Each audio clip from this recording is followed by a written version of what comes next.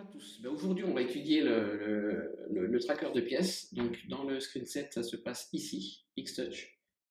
Vous appuyez ici et on arrive sur l'écran de tracking. Nous voici dans l'écran X-Touch. Donc, la première chose, il va falloir renseigner la vitesse de palpage. Donc, ça, Vmax, c'est la vitesse de palpage en recherche. Tout dépend de votre palpeur, de la vitesse de votre machine, ainsi de suite, et de la précision voulue. Vous pouvez mettre une vitesse qui va de 50 à 500 ou 1000. 1000, ça va très vite. Il faut faire quelques essais pour qu'il n'y ait pas trop de saccades.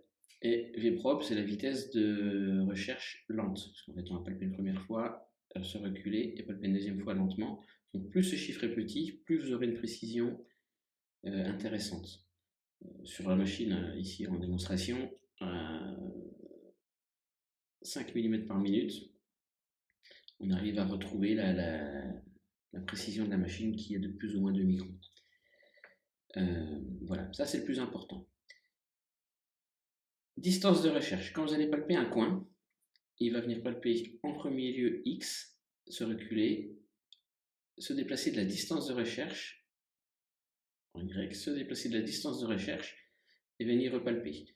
Donc, plus la distance est grande, plus c'est long, mais de mettre une distance plus petite, on a le risque de venir taper ici dans la pièce. Donc, il faut trouver un bon équilibre entre petite distance et grande distance pour avoir des recherches qui ne soient pas trop longues. Là, 25, on est vraiment très grand, plutôt 10, on serait pas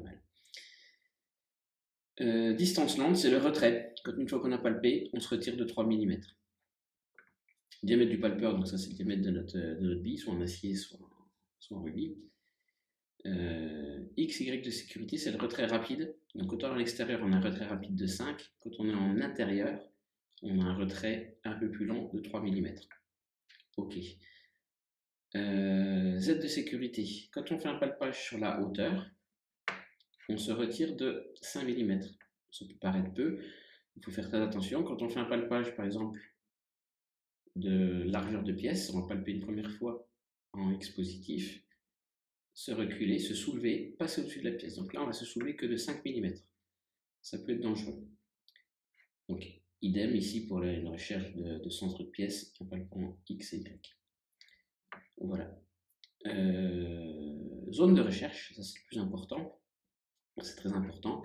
Quand on fait un palpage de gauche et de droite, de haut en bas, une fois le premier palpage effectué, on se retire, on se soulève et on avance ici de 40 mm pour venir chercher notre pièce. Donc si notre pièce fait 45, il va descendre dessus, ça va être catastrophique.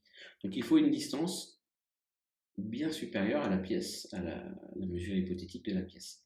Donc c'est utilisé ici, là, là, et c'est tout. Voilà. Auto XYZ. Si c'est allumé, une fois que les points sont touchés, on met le point 0 ici par exemple dans l'angle, le point 0 ici, et ainsi de suite. Donc si on ne le met pas, ici on affiche la mesure tout simplement, mais on ne modifie pas les coordonnées X, Y, Z. Voilà, le palpeur, le voyant du palpeur, quand le palpeur s'active, il s'allume ici. Incrémental, c'est quand on fait une recherche, on est sur l'incrémental, donc ça l'affiche. Voilà, l'essentiel est vu. Si vous souhaitez faire des mesures de hauteur, donc notre palpeur, en fait, on le référence par habitude en 99, avec son diamètre de 2. Quand vous le placez la première fois, ou si vous le placez en manuel à chaque fois, il faut faire un référencement de la hauteur, c'est-à-dire qu'on va mesurer un endroit connu de notre machine. Donc on indique les coordonnées machine de ce point, donc ça peut être n'importe où. La descente Z rapide, parce que si on a des machines assez longues, on va descendre ici de 65 mm par rapport au Z de sécurité. Et ensuite, on va commencer à faire la recherche de palpage.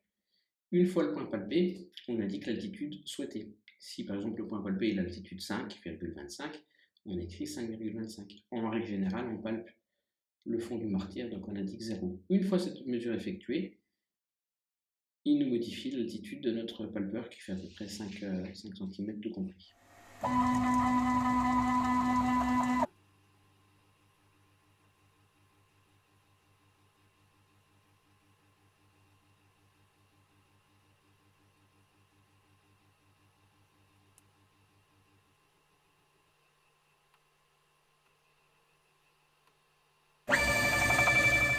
partir du moment où le référencement du palpeur est fait, on peut venir faire des palpages sur la hauteur.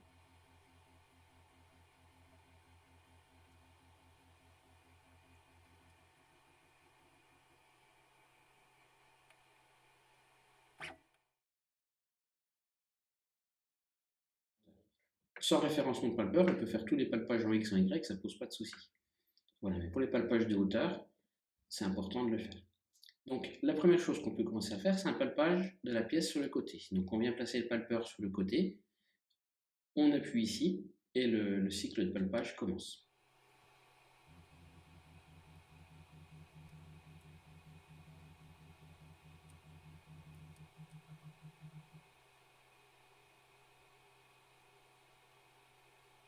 Maintenant, on peut faire un palpage de recherche d'origine dans l'angle de la pièce. Donc, on se positionne un petit peu plus haut, à une distance inférieure à 2 cm du coin, pour qu'il puisse venir chercher l'autre. On appuie ici, et le palpage commence.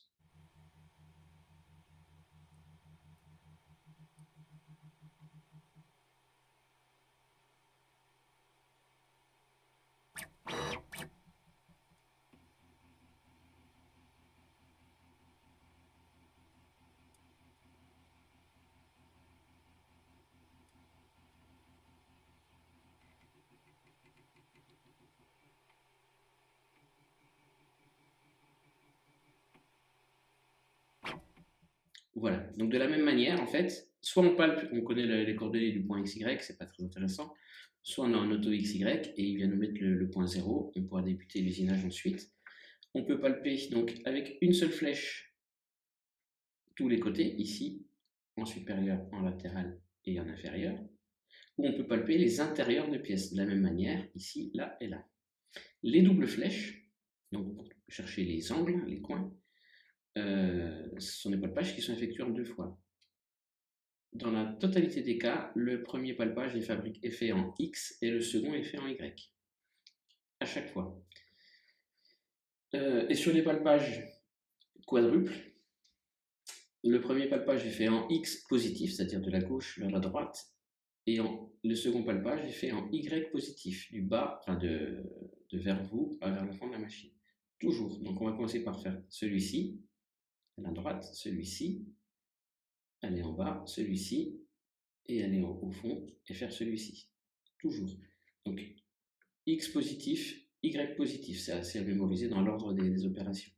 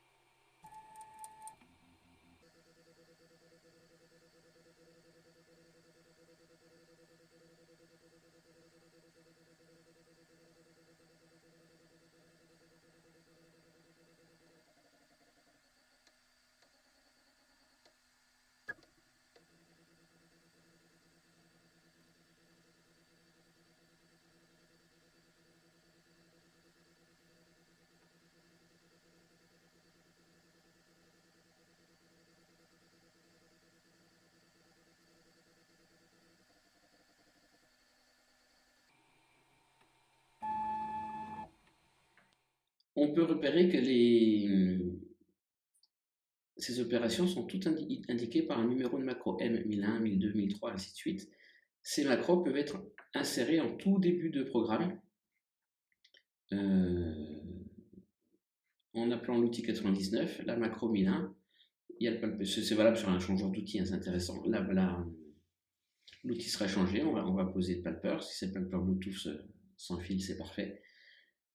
Le palpeur est empoigné, on vient chercher le coin, donc on lui met un G0, X machin, Y machin. machin, on vient chercher le coin, on palpe, on écrit M1001, on palpe, on restitue l'outil, on prend la fraise, on lance le cycle. Donc ça se fait automatiquement et ça permet d'automatiser un petit peu les usinages. Si vous avez besoin de conseils, n'hésitez pas à me contacter en message privé et je vous aiderai à créer vos premiers G-codes ainsi. Voilà, si vous constatez des bugs sur les mesures, surtout sur les largeurs de pièces, ainsi de suite, contactez mon message privé, on fera évaluer les fonctions. À très bientôt.